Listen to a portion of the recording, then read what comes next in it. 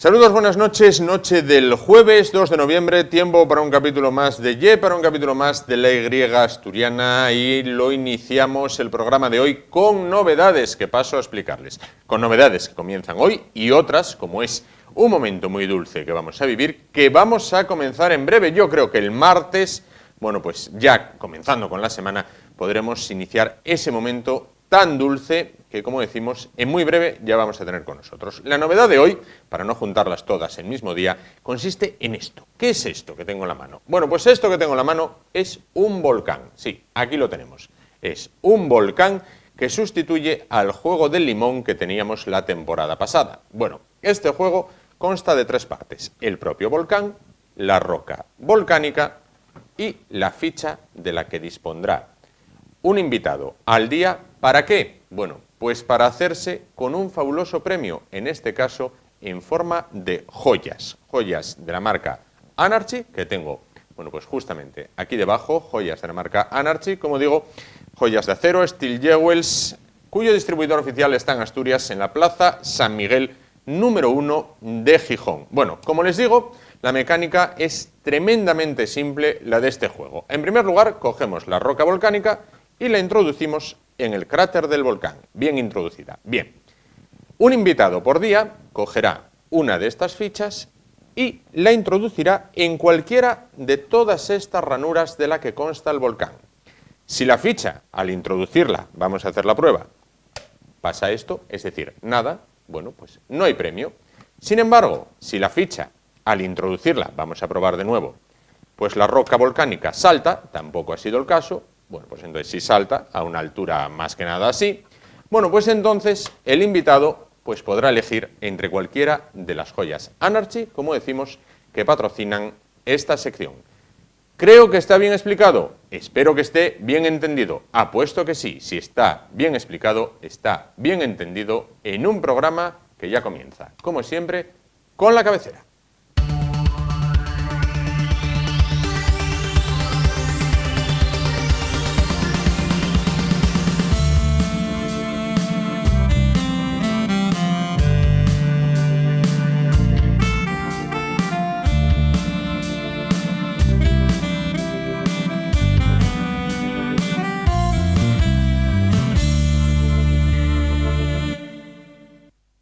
Bueno, pues comenzamos. Conocerán, salía en prensa hace escasos días, bueno, que integrantes del Regimiento Príncipe número 3, con base en el acuartelamiento Cabo Noval, en el concejo de Siero, bueno, pues van a volver a protagonizar misiones en el exterior, más concretamente en la zona de Líbano, una zona que ya conocen porque ya han estado desempeñando, bueno, pues distintas misiones en ese territorio. Bueno, para hablar de este asunto se encuentran esta noche con nosotros, David Cuesta, teniente coronel del regimiento. ¿Qué tal? Buenas noches. Buenas noches. Y frente a él se encuentra José Antonio Lopera, capitán del regimiento. ¿Qué tal? Buenas noches. Buenas noches. Y junto a él Tamara Marquines, soldado de este Buenas regimiento. noches. ¿Qué tal? Buenas noches. Bueno, pues entonces, próximo destino, Líbano. ¿Cómo lo afrontan? Bueno, como palabra, por resumirlo, una misión de este tipo para nosotros es un reto. Da igual que sea Líbano, Afganistán, Irak, la primera sensación es la que vamos a afrontar un reto. Vamos a un país que normalmente no conocemos, vamos a una misión nueva, vamos a ver a una cultura diferente, una población que no tenemos un contacto normal con ellos, y para nosotros es un reto. Y además sabiendo que nos jugamos parte del prestigio de nuestra unidad, de la Brilat, del Regimiento Príncipe, e intentamos, como siempre, cumplir la misión de la mejor manera posible. ¿Cuándo está prevista esa marcha y en qué consistiría esta misión? Bueno, sí, todavía no tenemos fechas concretas. Está previsto el despliegue para el último trimestre del año 2018. La misión se puede consultar en Internet, hay fuentes abiertas de defensa, pero resumidamente se trata de patrullas a pie, en vehículo, establecimientos observatorios. A veces estas misiones las hacemos con el Ejército Nacional libanés, y todo ello con la misión fundamental de dar seguridad a la zona norte, o la frontera entre Líbano e Israel, que está definida por la Blue Line. Claro. Por otra parte, ¿cuánto personal se desplaza aproximadamente hasta la zona? ¿Durante cuánto tiempo? En la actualidad las misiones están durando en torno a unos 6 meses y nuestro batallón es el que ha sido designado para cumplir esta misión en el Líbano para el último trimestre del 2018. Aproximadamente unos 500 y 600 efectivos, de los cuales la gran parte los pone nuestro regimiento, pero bueno, el número exacto lo sabremos para principios del año que viene. Más adelante. Último trimestre del año 2018, ¿pasarían la Navidad allí? Sí, sin tener las fechas concretas, pero siendo un periodo de 6 meses, la Navidad es previsible que la pasemos ahí, aunque no sería la primera vez. Las misiones se acumulan, las experiencias se acumulan, y también es cierto que siempre que hay una Navidad o hemos vivido una Navidad fuera de casa, la cantidad de cosas que se hacen, el enlace que hay con territorio nacional, con España, todo lo que el ambiente navideño como tal, pues baja, pero no se pierde. Claro. Bueno, es un lugar en el que ya han estado, creo, ustedes me corregirán si me equivoco. ¿Esto facilita las cosas? Bueno, el conocimiento previo siempre ayuda. Como usted acaba de decir, es la tercera misión que el regimiento realiza en el Líbano, con lo cual eso ya nos da una seguridad. La gente además, pues bueno, nos conoce, sabe que además de las misiones que antes le he comentado, nuestra brigada allí desempeña otras misiones cívico-militares, como puede ser el programa Cervantes, que es enseñanza del castellano a niños de la zona, como pueden ser escuelas, talleres, otra serie de actividades que esto al fin y al cabo hace que la percepción por la gente libanesa hacia nuestras fuerzas sea cordial y estén contentos de contar con nuestra presencia. De eso quería preguntarles, ¿cómo es el trato con la población civil del lugar, además de con las unidades del propio ejército libanés? Bueno, ¿cómo es la zona? ¿Qué idea, no sé si la idea aproximada que alguien que no haya estado en Líbano puede tener de Líbano es distinta a la que ustedes encontraron? El Líbano, donde vamos a despegar, donde despegan las fuerzas españolas, sí que seguimos ahí desde desde el 2006, es el sur del Líbano. Ahí hay un río, el río Litani, que forma parte de esa línea azul que definíamos, que forma parte de esa frontera entre Líbano e Israel. Es decir, es una zona fronteriza con Israel.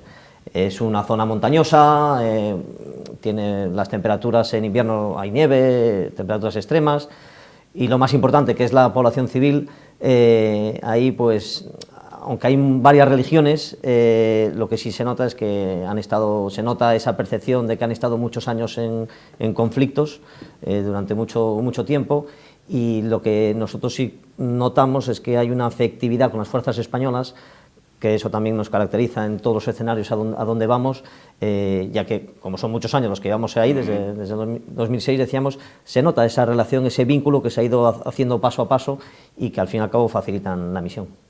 Leía el otro día en internet, las fuerzas españolas cuando realizan misiones en el exterior se dejan querer, quiero decir, no tienen un trato distante con la población de decir, no, ustedes allí, nosotros aquí. Bueno, se interaccionan de alguna manera, ¿no?, con ellos.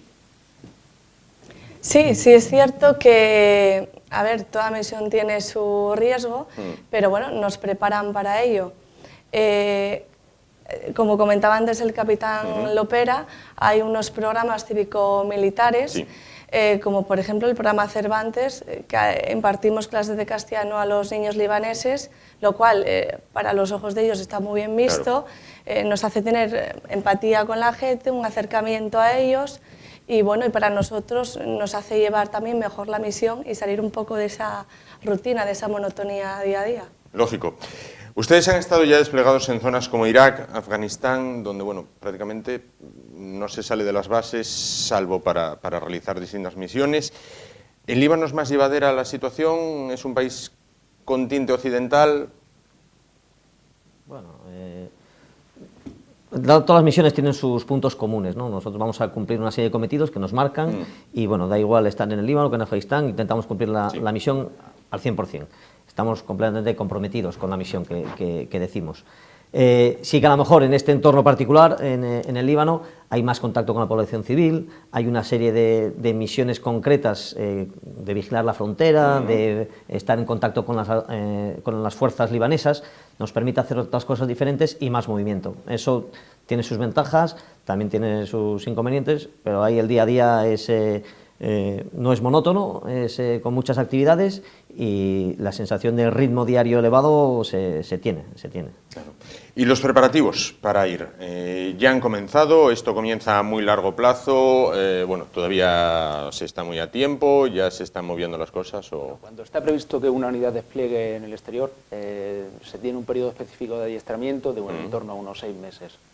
En este periodo se ven diversas, la instrucción es variada, desde aspectos culturales hasta la más difícil de las situaciones que se pueda uno encontrar allí. Ten en cuenta que nuestra misión al final es proporcionar ayuda a la gente y solventar la situación de la mejor manera posible. Eso al final solo se consigue con un adiestramiento constante y enfocado a las normas que nos dicta la resolución de las Naciones Unidas. Claro.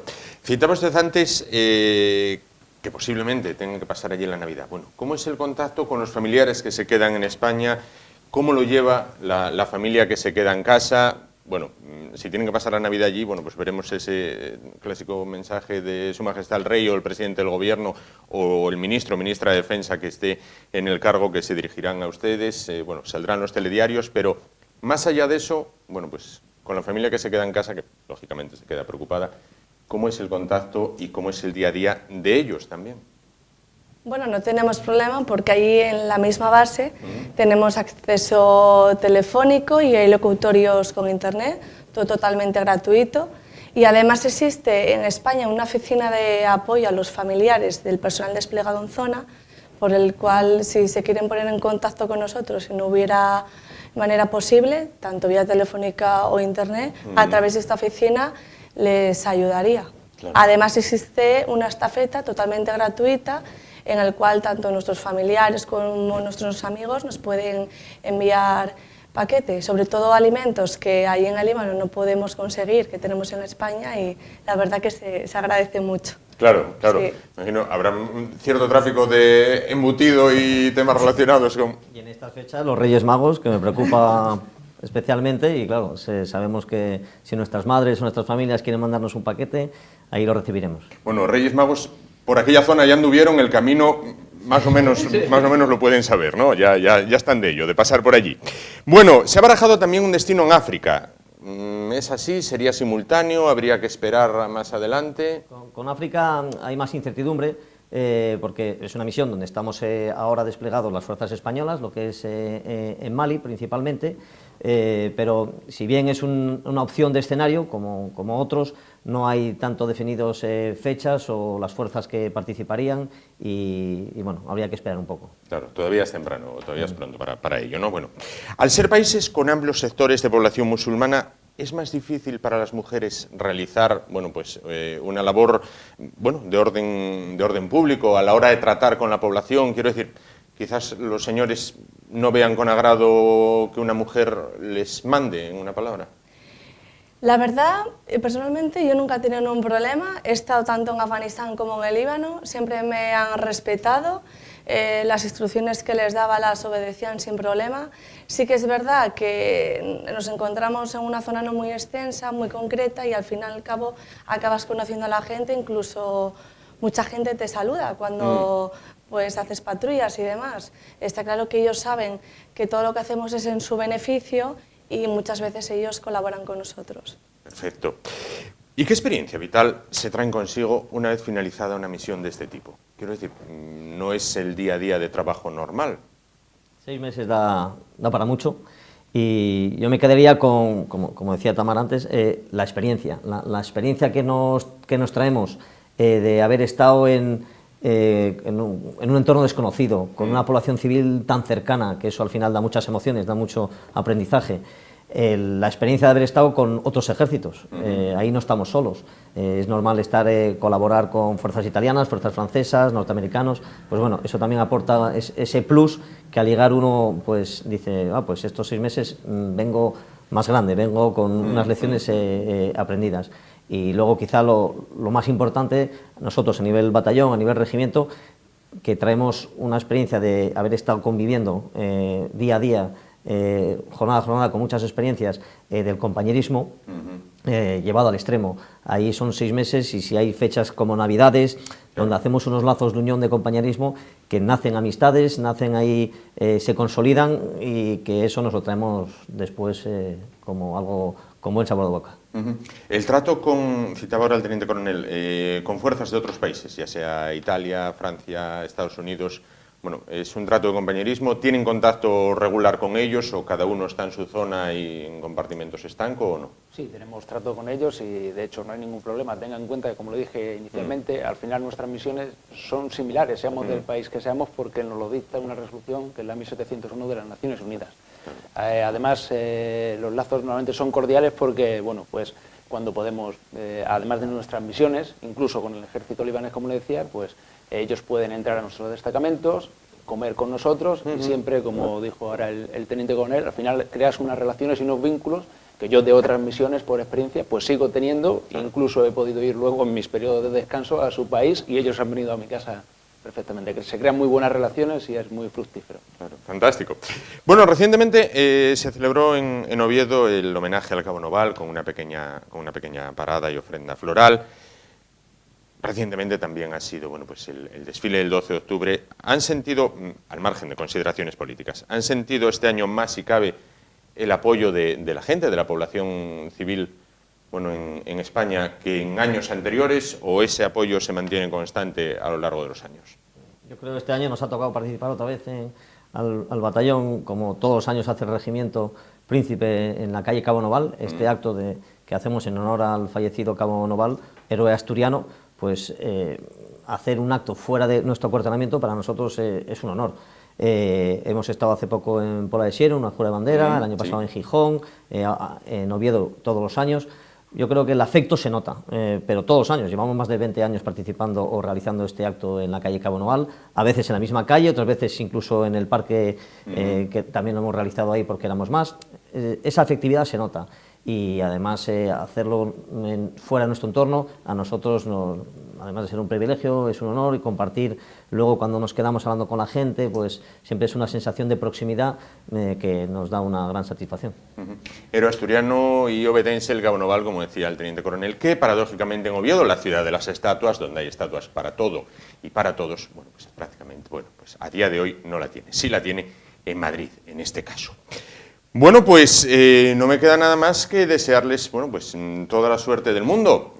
Ustedes, ella nos comentaba, ya ha estado en Afganistán, sí. Bueno, tienen experiencia los tres en misiones exteriores. Usted el año pasado tenía un amplio listado de misiones, nos comentaba el año pasado. Me imagino que usted también ha... Sí, yo tuve la suerte de estar 2 veces en Kosovo, una vez en Líbano y otra vez en Afganistán. Bueno, pues nada, entonces la experiencia ya la tienen y el buen hacer ya lo conocen. Muchísimas gracias a los tres y esperemos, bueno, pues volver a verles antes de que tengan que ya partir para allí. Y nada, si tienen que pasar la Navidad allí, que sea lo más llevadera posible. Y hay curiosidad por enterarse, por ejemplo, claro, bueno, nos decía ella con Internet, todo es posible, ¿no? Pero hay curiosidad por enterarse de los resultados los domingos del fútbol y cuestiones así. Como le decía, nos mantienen perfectamente informados y es nuestra obligación saber cómo sigue la evolución de nuestro país. Claro, es que incluso se llegaron a ver imágenes, yo creo que fue el año pasado o el anterior, sí, de un Madrid-Barça visto bueno, allí en la zona, ¿no? Bueno, pues ahí con esos sentimientos divididos. Muchísimas gracias a los tres, David Cuesta, teniente coronel del Regimiento Príncipe, José Antonio Lopera, capitán del Regimiento Príncipe, y Tamara Martínez, soldado. Muchísimas gracias a los tres. Y bueno, esperamos, dentro de 15 días hablaremos con algunos de sus compañeros ya sobre otros asuntos. Muchas gracias. Nos vamos a publicidad en un momento, volvemos y continuamos con el programa de hoy. Hasta ahora.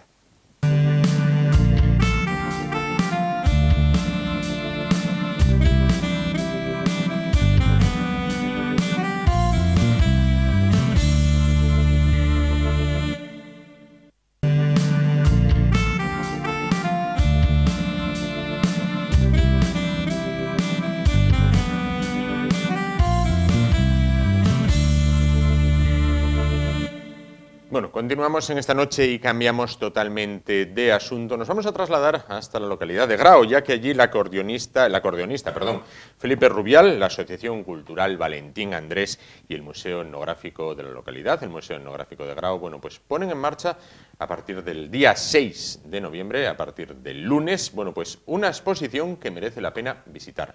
Una exposición sobre el acordeón, sobre el mundo del acordeón. Bueno, para hablar de este tema se encuentra esta noche con nosotros el acordeonista, coordinador de la exposición y propietario de las piezas que allí se expondrán, Felipe Rubial. ¿Qué tal? Buenas noches. Muy buenas noches. Bueno, pues entonces, abre las puertas el 6 de noviembre. ¿Qué vamos a poder ver en esta exposición en Grao? Pues vamos a poder ver algunas piezas desde 1837 aproximadamente, pues hasta prácticamente nuestros días, ¿no? Haciendo por prácticamente todos los países de Europa, desde Rusia, Inglaterra, Alemania, sobre todo Italia, y vamos a hacer un recorrido pues un poco por el mundo del acordeón, ¿no? Yo siempre digo que el mundo de la lengüetería libre, ¿no? La lengüetería metálica libre, porque no todos son acordeones, sino que también son acordeones de boca, ¿no? Soplando, sí, pero que son el mismo sistema, ¿no? Pero sí, vamos a hacer prácticamente un recorrido bastante amplio, ¿no? de lo que es el acordeón. Hemos intentado, bueno, plasmar un poco la historia, que es muy larga, muy grande, ¿no? O sea, nosotros tenemos una pequeña parte de lo que podemos contar de ella, pero que el mundo del acordeón es muy amplio. Hay que darse cuenta que fue un elemento que destacó en el siglo XIX, muy casi al principio, y que fue un boom constante de diseño y de... Yo creo que el mundo del acordeón, si lo hiciéramos una comparativa hoy podríamos considerarlo como el móvil, ¿no? Claro, claro. O sea, que la generación durante todo un periodo de tiempo hasta que llegaron los años 50, en lo que la técnica ya se consolidó mucho y ya se empezaron a hacer piezas pues mucho más sofisticadas, porque ya también el nivel de exigencia a la hora de interpretar era muy grande, ¿no? Pero fue una época muy buena. Muy buena. Hablaremos un poco del devenir histórico. Bueno, veíamos algunas de las imágenes de esa exposición. ¿Cuántos acordeones tiene usted? Pues aproximadamente unas 100 y poco. Estamos en este momento con ellas. Las que se van a exponer son unas 80 y tantas piezas. No te sabría decir ahora exactamente cuántas, pero sí debe de estar del orden de unas 80 y pico. Casi nada. Y, bueno, y entonces... ¿Y cómo y cuándo le nace la afición por decir, oye, voy a coleccionar? Eso es una buena pregunta. Sí. Esa es una buena pregunta. Bueno, yo soy de una generación en la que el acordeón formó parte de la música de los pueblos, ¿no? Que es uno de los títulos de la conferencia que se va a dar el día 11. Yo nazco con, o digamos que el mayor impacto que te produce es una caja, que alguien mueve algo y suena, saca notas, ¿no? Y ese impacto a mí ya de muy niño creó una, aparte del concepto digamos musical, ¿no? Que siempre la música como algo que me llama mucho, ¿no? Siempre me llama mucho.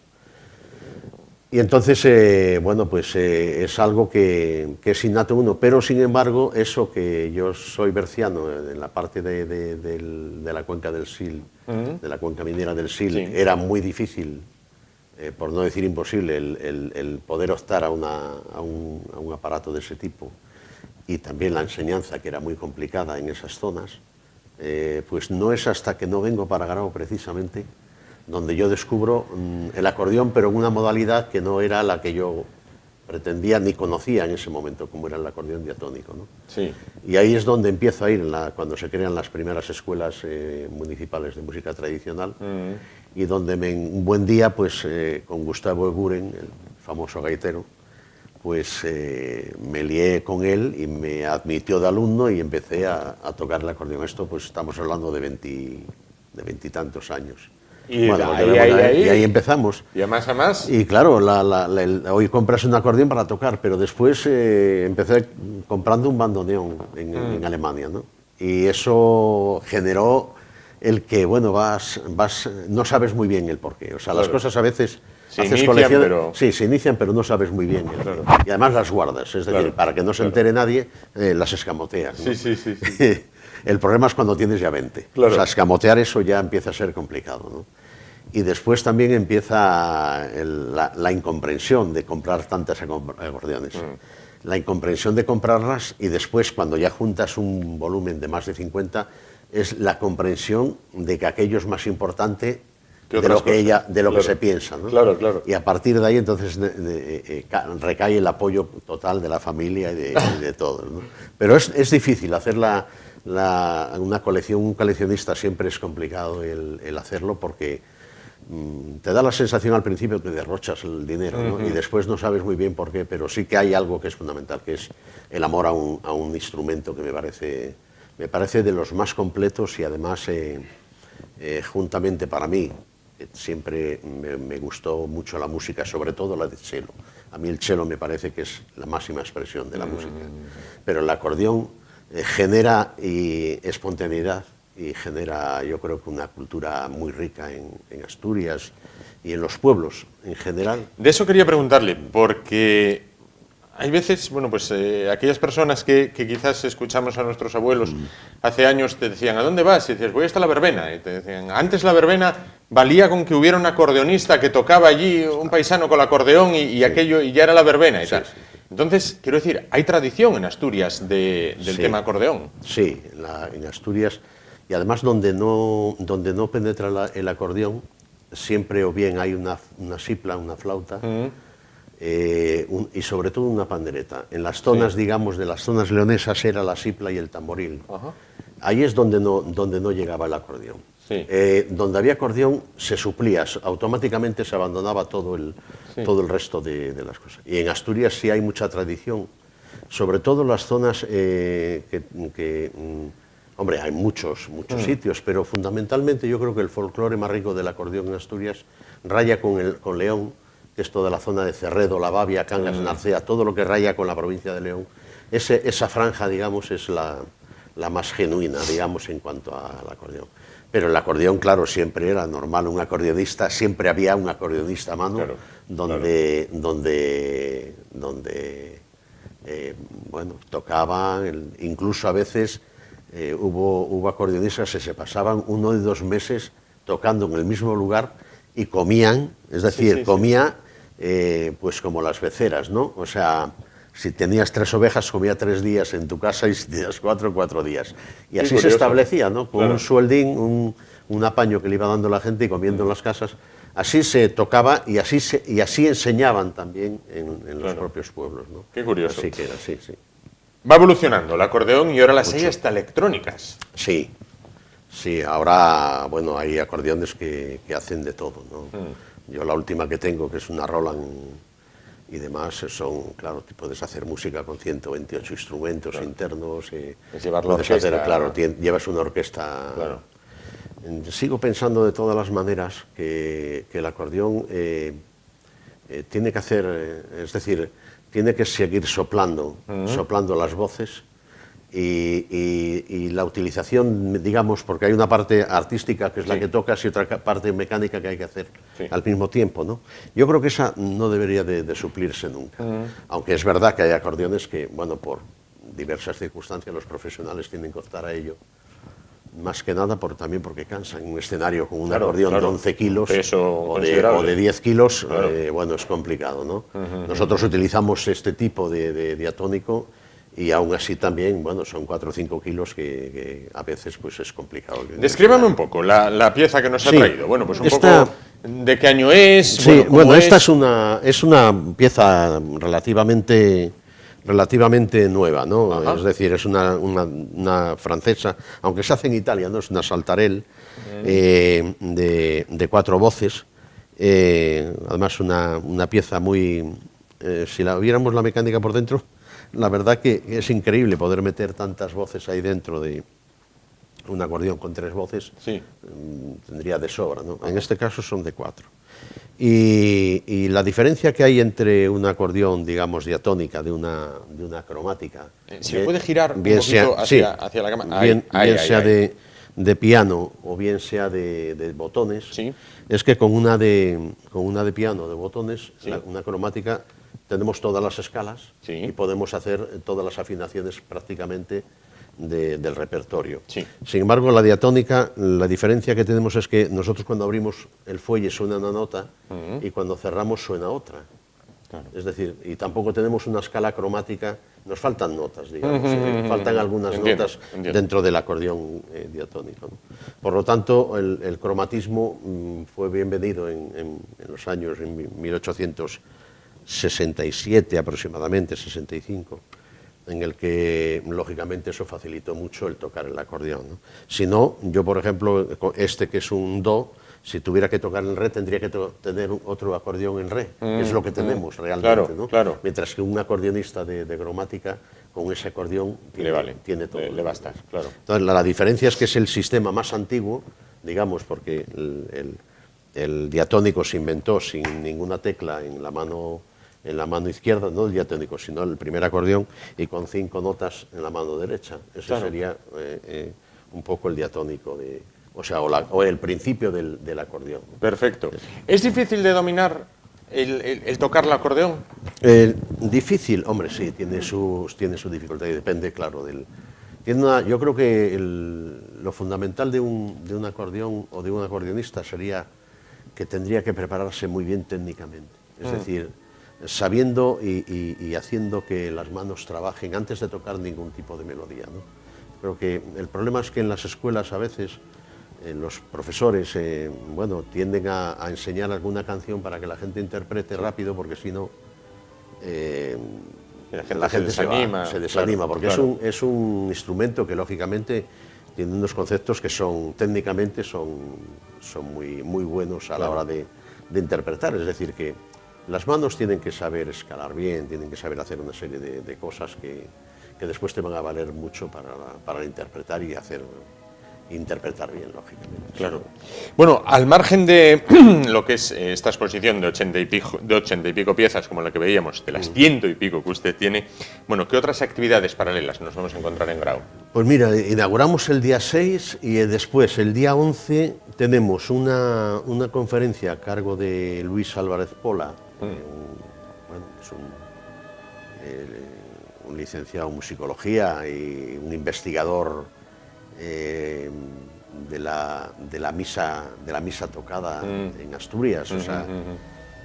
Un chico muy joven. Luis Álvarez Pola es uno de los buenos gaiteros también de Asturias, acordeonista también, un instrumentista extraordinario, y que yo creo que ya es una realidad, pero posiblemente uno de los mejores músicos que podamos tener en Asturias inmediatamente, ¿no?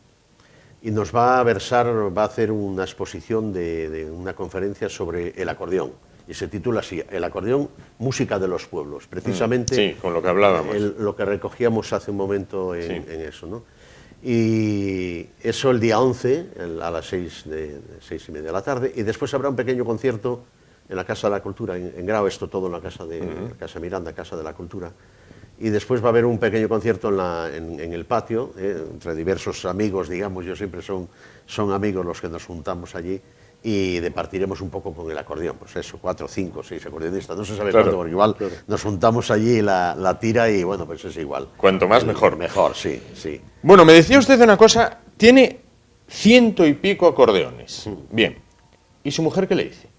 Pues mi mujer...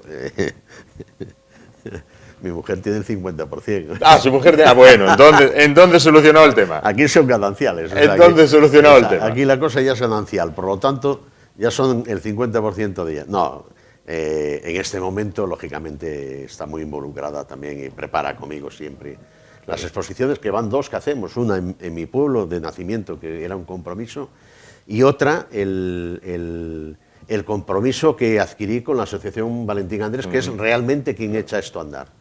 La Asociación Cultural Valentín Andrés, que que por otra parte creo que está haciendo que se mueve y mucho ¿no? por el Concejo de y entonces, bueno, ella sí que he logrado la comprensión de ella.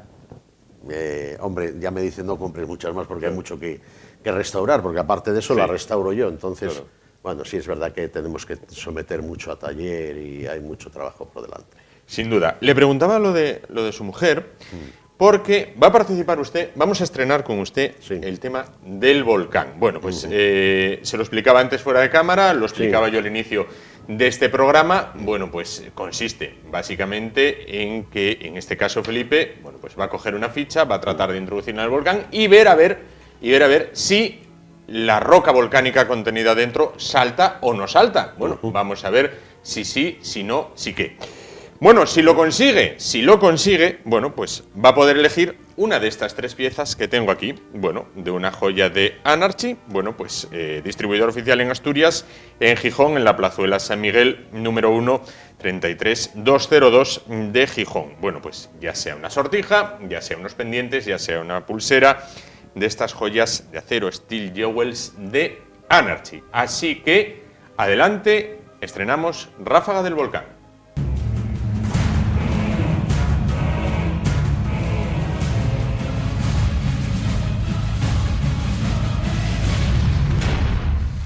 Bueno, Felipe, adelante, ha elegido el color amarillo. Si entra en una ranura y la roca salta, joya para usted o para su señora o para un compromiso que tenga. Si no salta, queda insertada dentro para el siguiente invitado en otro día. Vamos allá.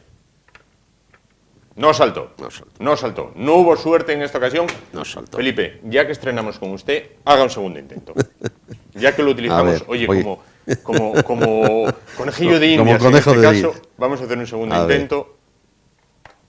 No saltó tampoco. No saltó bueno, tampoco, ya está. El siguiente que venga tiene 23 menos 2 oportunidades. Lo tiene más fácil, en una palabra. Son 23 posibilidades. En este caso, bueno, pues ya quedan 21.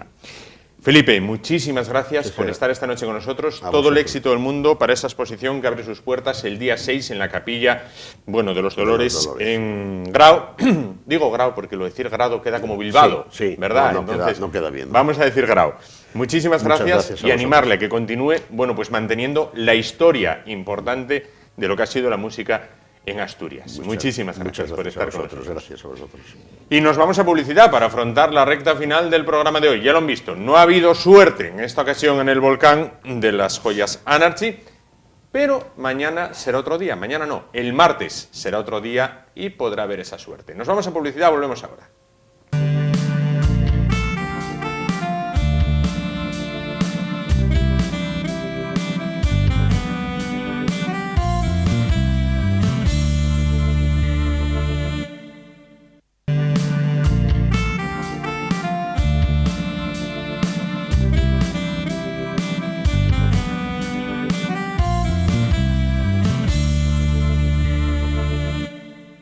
Bueno, pues para finalizar esta noche de jueves vamos a hacerlo hablando de cine, vamos a hacerlo hablando de cine del bueno y vamos a hacerlo con una persona, quizás la voz más autorizada del cine en Asturias, vamos a decir en España y parte del extranjero. Juan Bonifacio, buenas noches. Hola, buenas noches. Fundador de la Filmoteca de Asturias. Es que iba a decir en Asturias y parte del extranjero, pero podrían algunos pensar, a este le entró la vena secesionista, como los de allí de cerca de los Pirineos, y no es así. Bueno, ciclo, La aventura de vivir, comienza el 4 de noviembre, con películas importantes como, por ejemplo, yo que no soy muy entendido en cine, Qué bello es vivir, que se va a emitir en esta casa el 23 de diciembre, fecha muy apropiada, de Frank Capra, y luego, bueno, pues películas de Alfred Hitchcock, de Fritz Lang, de Peter Bogdanovich. Bueno, ¿qué nos vamos a encontrar en este ciclo La aventura de vivir y por qué La aventura de vivir? Bueno, es un ciclo muy variado. Empieza con películas de intriga, aunque la primera va a ser la de Bogdanovich, Nickelodeon, que aquí en España se llamó Así empezó Hollywood, con lo cual queremos entroncar la relación en esta película cine-vida. Sí. El cine nació con los hermanos Lumière prendido de la realidad. Sí. Vemos la llegada de un tren, vemos la salida de los obreros de la fábrica, vemos todo eso, que luego se convertirá en noticiarios y actualidades en el desarrollo. pero también empezó rápidamente a hacer ficción. Sí. Entonces, películas de argumento que duraban muy poco, y como el anterior ciclo estaba dedicado al western americano, sí, pues entroncamos un poco en que ya en los primeros años del cine hay películas del oeste, sí, cortas. Por sí. ejemplo, la más conocida es de 1903, que es Asalto y robo de un tren, que está patrocinado por Edison, pero parece ser que un poco antes hay una dedicada al explorador que existió, Kit Carson. Sí. Y yo esa película nunca la logré ver. Entonces las primitivas compañías, los primitivos aparatos de cine llevaban la palabra vida. Por ejemplo, Edison presenta su vitascopio, visión, vita, vida. Sí, sí. La American Biograph, una productora muy importante de donde salió David Ward Griffith, que estaba en Nueva York, porque el cine originalmente estaba en Nueva York, y luego por la lucha de patentes con Edison fueron alejándose de Nueva York, porque Edison mandaba pistoleros para intimidar a la gente si no pagaban el impuesto que él exigía, pues así llegaron a Hollywood. Entonces había la Biograph, ¿no? Luego había una serie de cosas que llevaban la palabra vida, ¿no? Entonces, esto es un poco lo que refleja la película de Bogdanovich, que es en la década de los 10, cuando por fin nace Hollywood, sí, porque llegan allí los directores huyendo de las patentes de Edison, que allí no estaban registradas. Entonces, son directores como David Ward Griffith, que estrena El nacimiento de una nación y estrena Intolerancia. Al estrenar Intolerancia, pues ya en el año 16, nadie puede decir que el cine es solamente un espectáculo de feria de barraca, porque ahí hay un lenguaje cinematográfico, hay un nuevo arte, y se ve que es algo más que un pasatiempo, claro. Hay algo más. Hay un productor-director como Cecil B. DeMille, que luego será muy famoso por las películas, sobre todo de grandes presupuestos y grandes masas, y empieza también allí, en esos años, a hacer películas. Entonces todo esto es un poco lo que nos cuenta esta película de Bogdanovich, del año 76, sí, que se llama originalmente Nickelodeon, porque el níquel son la moneda de 5 céntimos, que es lo que costaba ir al cine, y el Odeon es el local, el auditorio donde se proyectan las películas. Claro. Entonces, Nickelodeon. Bueno, después de Así empezó Hollywood vamos a tener Recuerda de Alfred Hitchcock, La escalera de caracol de Robert Sidman, Gardenia azul de Fritz Lang. Hablo siempre de los sábados, ¿verdad? En diciembre, El salario del miedo de Henry George Cloonshot, Tarzán en el Amazonas de Robert Day, Serenata nostálgica de George Stevens, y aquí me voy a detener. El 23 de diciembre, Qué bello es vivir, de 1946, de Frank Capra. Bueno, esto no hay navidades sin Qué bello es vivir. Es decir, la Navidad no es completa si no vemos las aventuras y desventuras de esta familia, ¿no? Sí. ¿Qué tiene esta película que se ha convertido en un clásico navideño? Bueno, el clásico navideño viene por los americanos, lógicamente.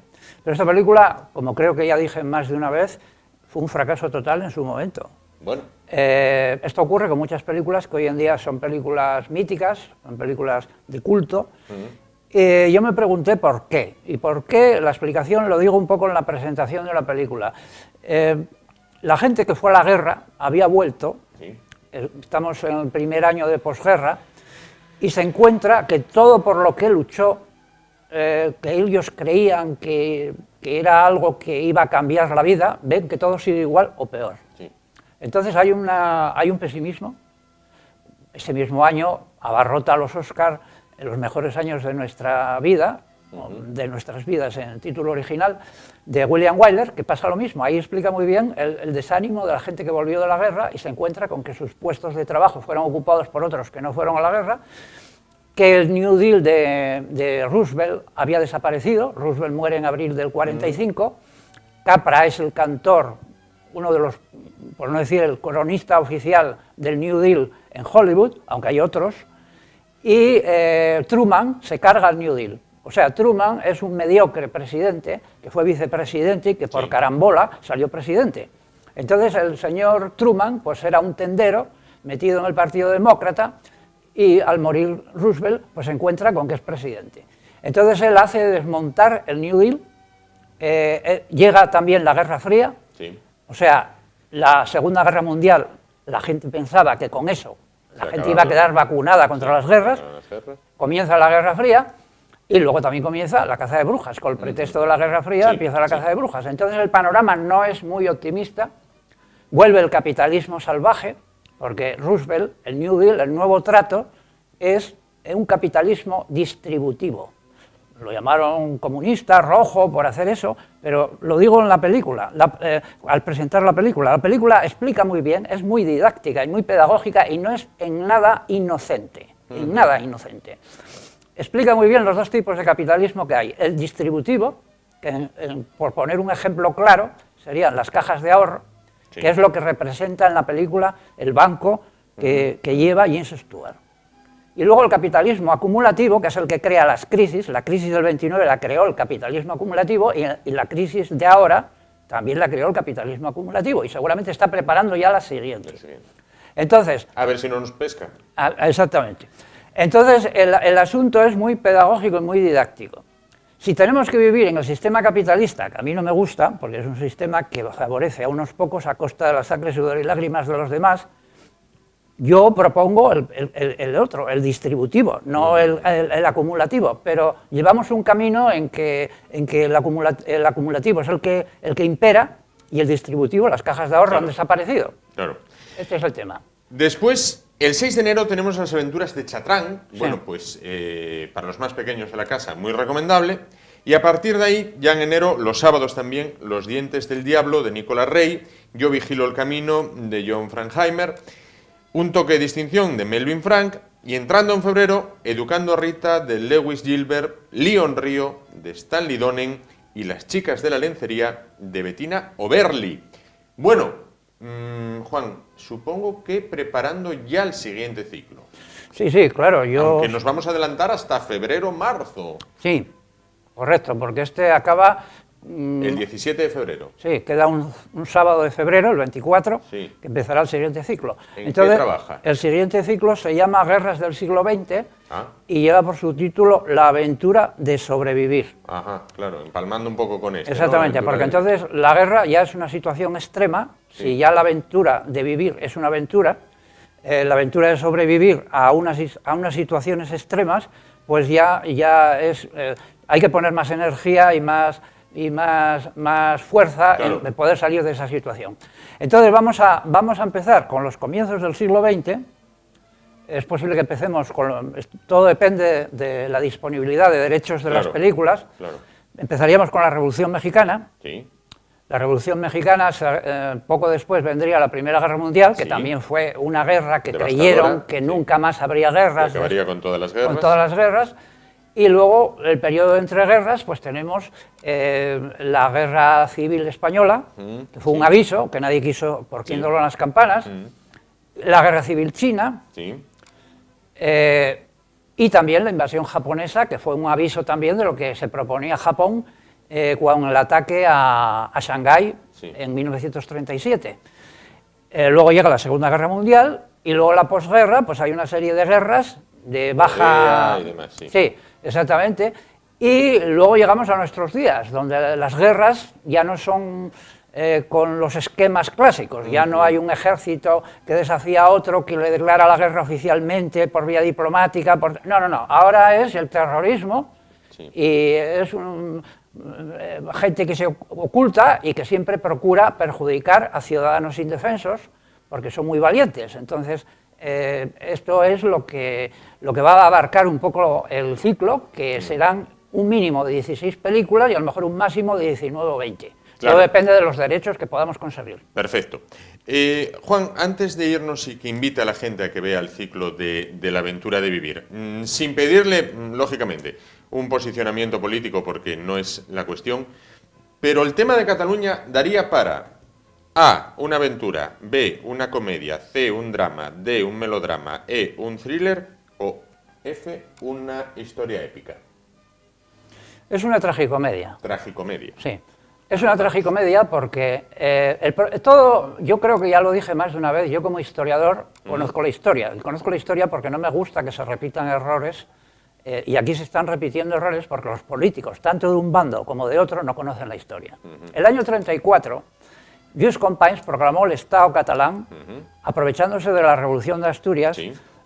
De que el gobierno estaba concentrado en esto, pues él, por sorpresa, declara.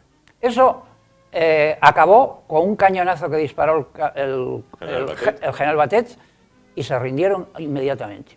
Aquí se dejó crecer y fomentar un virus, y ahora esto es como el torero que puede torear una vaquilla, lo que es novillero, pero luego, si no torea esa vaquilla se convierte en toro, y entonces ya es muy difícil de torear. Otra cosa, claro.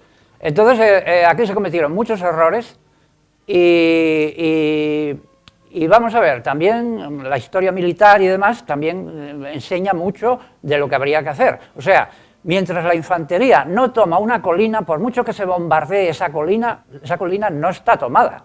Aquí no hubo infantería, con lo cual...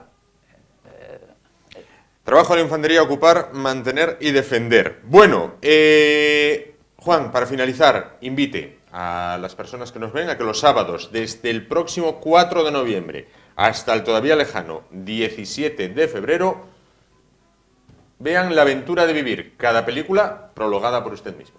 Bueno, es un ciclo muy variado. Como digo, empezamos con temas un poco de intriga, películas de Alfred Hitchcock, Freeland, la de Clouseau, del Salario del Miedo, que es una película muy importante, etcétera. Pero luego tenemos un miniciclo que empieza cuando se acerca Navidades, donde está Que Dios vivir, Serenata nostálgica, no se la pierdan, que es una película poco conocida, pero es una de mis favoritas.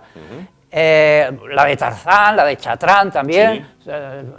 Todo eso es un miniciclo que hay dentro, por ser Navidades, dedicado más bien a la gente familiar, a los niños y demás. Más pequeños, luego volvemos a retomar otra vez, pero ya en un tono más de comedia. O sea, para que el ciclo acabe de una forma agradable. Bien. Acabamos con Las chicas de la lencería, que es una película relativamente reciente, en la línea de las chicas del calendario, de mujeres mayores, que es una película suiza, y que es una película además que tuvo muchos premios, y hacía 25 años que el cine suizo no tenía tal éxito de taquilla. Entonces creo que se divertirá mucho con estas películas, algunas tienen Oscar, tienen premios. Yo creo que es uno de los mejores ciclos que he programado, porque he tenido bastante posibilidades de conseguir derechos de películas que se pueden combinar muy bien. Claro. Y eso es lo importante, o sea, las películas, todo depende de que podamos conseguir los derechos o no. Efectivamente. Bueno, si ustedes ven estos ciclos, los apoyan y hacen publicidad en esta cadena, pues tendremos más posibilidades de conseguir otras películas. Efectivamente también, bien hablado por parte del fundador de la Filmoteca de Asturias y voz no autorizada, sino autorizadísima para hablar de cine y más, sobre todo en esta casa, que es la suya. Juan Bonifacio Lorenzo, muchísimas gracias por estar esta noche con nosotros, y a ustedes les vemos el martes, pero antes, ya lo saben, a pasar no por taquilla, sino por el sofá, para ver el día 4, sábado, Así empezó Hollywood, de Peter Bogdanovich. Nos vamos, gracias por su atención y hasta el martes. Chao. Hasta luego.